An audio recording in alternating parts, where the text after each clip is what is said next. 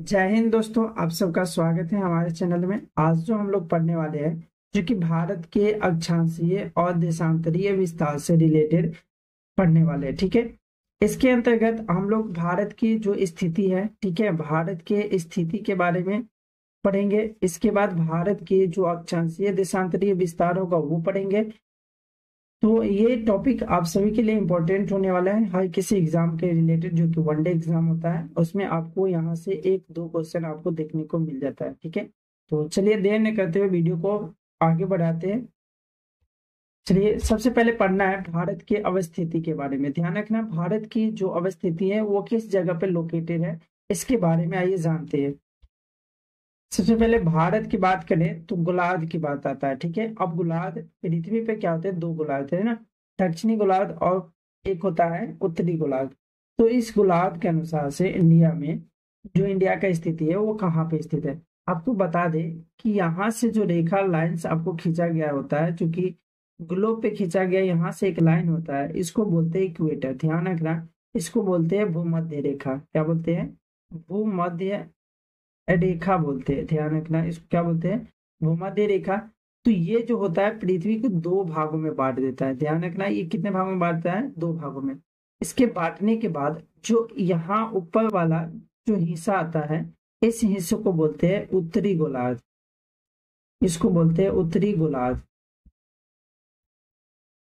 वहीं पे बात किया जाए, जो नीचे वाला पार्ट हो जाता है इसको बोलते हैं दक्षिणी गोलार्ध। दक्षिणी गोलार्ध, इसको बोलते हैं क्या? दक्षिणी गोलार्ध। तो ऊपर वाला हो गया उत्तरी गोलार्ध, नीचे वाला क्या हो गया? दक्षिणी गोलार्ध, ठीक है। अगला है कि अक्षांश। अक्षांश के अनुसार हमारा जो भारत है वो कहाँ पे है? उत्तरी गोलार्ध में, क्योंकि हमारा जो भारत का यहाँ पे लोकेशन है जो कि इस जगह पे, इस गोला को आप, हमने यहाँ पे एक गोल किया, इस जगह में क्या है? आपका इंडिया है। और अभी हम लोग ने पढ़ा है कि यहाँ से जब ऊपर की हो जाते हैं तो यहाँ पे क्या होता है? उत्तरी गोलार्ध होता है। तो इस तरीके से जो अक्षांश होगा, तो उत्तरी गोलार्ध में हमारा इंडिया उपस्थित है, ठीक है, वहीं पे स्थित है। बात करते हैं देशांतर के अनुसार से। तो देशांतर क्या है कि यहाँ पे इंग्लैंड से एक रेखा जो गुजरती है, जिसको बोलते हैं हम लोग क्या? ग्रीनविच रेखा। ध्यान रखना, क्या बोलते हैं? ग्रीनविच रेखा। तो ग्रीनविच रेखा के अनुसार क्या है कि ये जो पृथ्वी है इसको वर्टिकली आपको दो भागों में क्या किया गया है? बांट दिया गया है। जो यहाँ इस रेखा से आपको इधर दिखाई दे रहा है, इस पार्ट को बोलते हैं क्या? तो इसको बोलेंगे हम लोग पश्चिमी गोलार्ध, ठीक है, ध्यान रखना, पश्चिमी गोलार्ध बोलेंगे। और इधर वाले पार्ट को बोलेंगे पूर्वी गोलार्ध। तो देशांतर के अनुसार दो गोलार्ध हो जाता है, एक पश्चिमी और दूसरा क्या होता है? पूर्वी गोलार्ध, ठीक है। वहीं पे बात किया जाए अक्षांश रेखा के अनुसार, तो उत्तरी गोलार्ध और दक्षिणी गोलार्ध होता है। तो हमारा इंडिया जो कि अक्षांश के अनुसार उत्तरी गोलार्ध में है, वहीं देशांतर के अनुसार पूर्वी गोलार्ध में उपस्थित है, ठीक है। चलिए नेक्स्ट हमारा है कि इसमें हमें पढ़ना है महाद्वीप। अब बताइए कि इंडिया जो हमारा है वो कौन से कॉन्टिनेंट में है, कौन से महादेश में है? तो ये हो जाएगा आपको एशिया कॉन्टिनेंट में, ठीक है।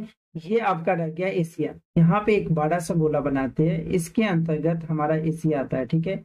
और इस एशिया में क्या है? अपना इंडिया यहीं पे स्थित है, ठीक है, ध्यान रखना। ये कहाँ पे है? एशिया कॉन्टिनेंट में। वहीं पे बात करते हैं अगला। और एशिया कॉन्टिनेंट में भी वो कहाँ पे स्थित है? तो दक्षिणी एशिया का दक्षिणी एशिया में, क्योंकि यहाँ से लेकर इस भाग को बोलते हैं क्या? उत्तरी एशिया। और इधर बोलते हैं दक्षिणी एशिया, तथा नीचे वाले को इधर बोलते हैं क्या? दक्षिणी पूर्वी एशिया, ठीक है, ध्यान रखना, दक्षिणी पूर्वी एशिया के नाम से जानते हैं। तो हमारा इंडिया कहाँ पे है? दक्षिणी एशिया में है, ठीक है, दक्षिण एशिया में। और इस ये क्या होता है? भारतीय उपमहाद्वीप, इंडियन सब कॉन्टिनेंट का क्या हिस्सा है? इंडिया किसका हिस्सा है? तो भारतीय उपमहाद्वीप का हिस्सा है। और भारतीय उपमहाद्वीप के अंतर्गत यहाँ से आपको इंडिया इसमें है। वहीं पे बात की जाए पाकिस्तान भी इसमें है, नेपाल भी इसमें है, भूटान की बात करते हैं या बांग्लादेश की बात करते हैं, ये सभी कहाँ उपस्थित है? तो भारतीय उपमहाद्वीप में स्थित है। इसको भी ध्यान रखना, ठीक है। चलिए अगला है कि भूमध्य भारत जो है भूमध्य रेखा से कुल मिलाकर 876 किलोमीटर दूर है। ध्यान रखना, ये जो आपका भूमध्य रेखा है, यहाँ से इंडिया की जो दूरी हो जाती है वो 876 किलोमीटर है। ठीक है। 876 किलोमीटर की दूर पर इंडिया भारत मतलब कि भूमध्य रेखा से दूर में स्थित है। ओके चलिए, अगला जो पॉइंट है जिसमें हमें पढ़ना है भारत के अक्षांशीय और देशांतरीय विस्तार के बारे में। भारत के अक्षांशीय और देशांतरीय विस्तार के बारे में सबसे पहले जानते हैं कि पृथ्वी पे क्या हुआ था कि इसके पृथ्वी के जो अध्ययन होता है इसमें डिफिकल्ट बहुत, ठीक है, इतना बड़ा पृथ्वी है और इसके बारे में अगर जानकारी इकट्ठा करना है तो हमें कुछ यहाँ पे आधार चाहिए, ठीक है। और इसी क्रम में क्या होता है कि पृथ्वी के आकार बड़ा होने के कारण यहाँ की जलवायु विविधता भी क्या हो गई थी, बहुत अधिक था। यहाँ पे स्थिति का पता लगाना भी क्या होता था, बहुत ही कठिन था। इसीलिए मार्टिन वेहम ने पृथ्वी के प्रतिरूप का प्रतिपादन किया, ठीक है।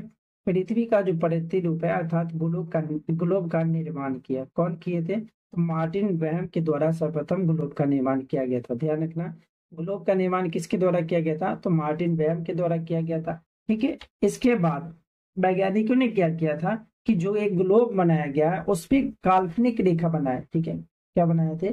काल्पनिक रेखा खींचा और इन काल्पनिक रेखाओं में क्या हुआ कि जो रेखा आपको यहाँ पे समानांतर दिखाई दे रहा है, ठीक है, ये इसमें देखिए, ये इस ग्लोब पे देखिए, यहाँ पे जो रेखा समानांतर आपको दिखाई दे रहा है इस रेखा को हम लोग बोले हैं क्या?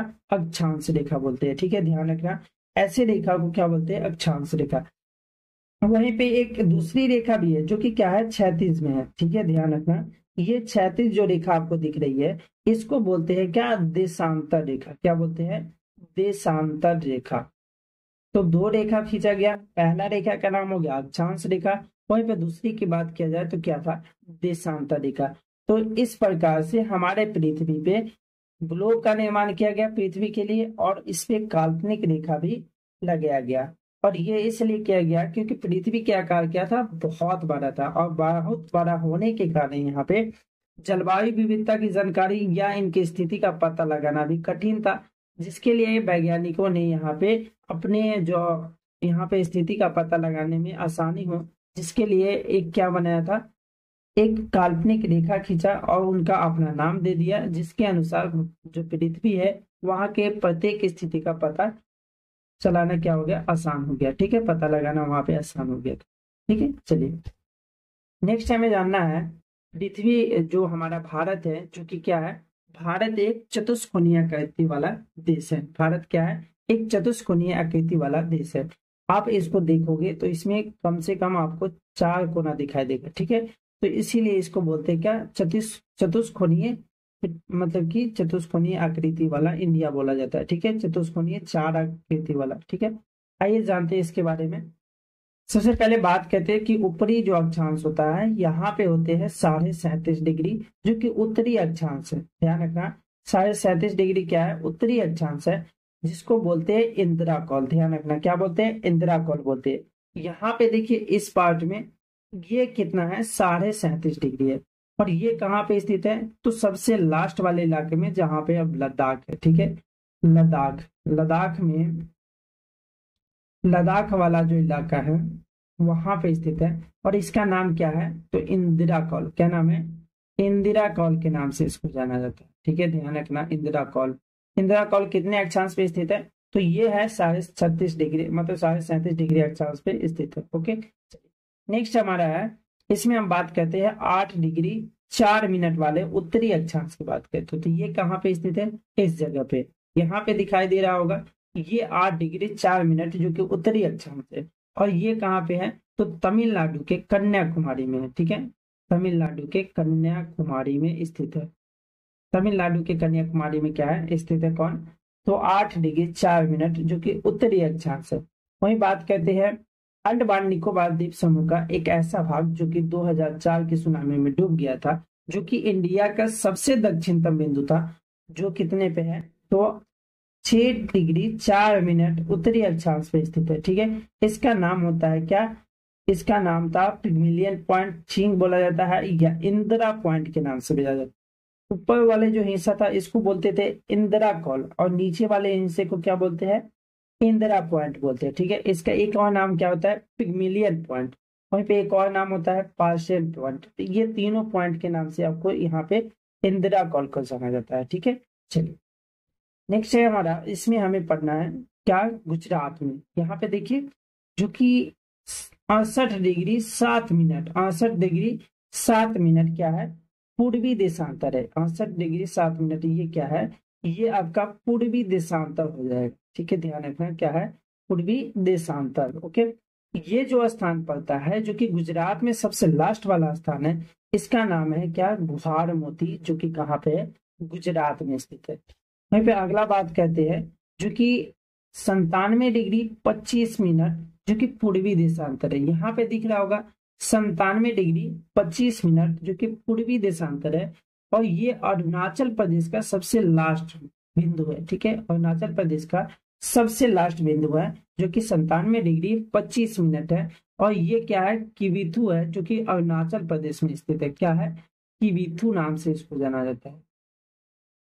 यहाँ पे उपस्थित क्या है, किविथु, जिसको क्या बोलते हैं, अरुणाचल प्रदेश में ये स्थित है। ओके, तो ये था इंडिया का अक्षांशीय और देशांतरीय विस्तार का सटीक जो आपका डाटा है, जो यहाँ पे बताया गया है। ठीक है, सटीक डाटा में क्या है, जो कि यहाँ पे 37 डिग्री 6 मिनट जो कि उत्तर में है, और सबसे लास्ट में 6 डिग्री 4 मिनट। वहीं पे भारतीय जो लैंड की बात करते हैं तो लैंड के अनुसार 8 डिग्री 4 मिनट।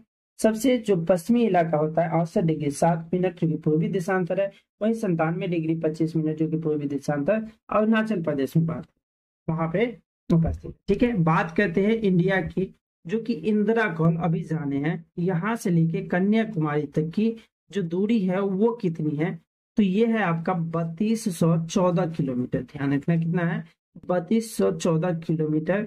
वहीं पे यहाँ गुहार मोती, जो कि गुजरात से लेकर आपको अरुणाचल प्रदेश की बात की जाए तो इस बीच की जो दूरी है कुल मिलाकर कितना है, तो 2933 किलोमीटर। दो ध्यान रखना, एक क्या है 3214 किलोमीटर, ये है 3214 किलोमीटर, और दूसरा क्या है 2933 किलोमीटर। ध्यान रखना 2900 कितना है, 33 किलोमीटर। आप ऐसे भी ध्यान रखते हैं, यहाँ पे 1 2 3 और ये लास्ट में आके क्या हो जाता है 4। इस तरीके से ये डाटा आप याद रख सकते हो।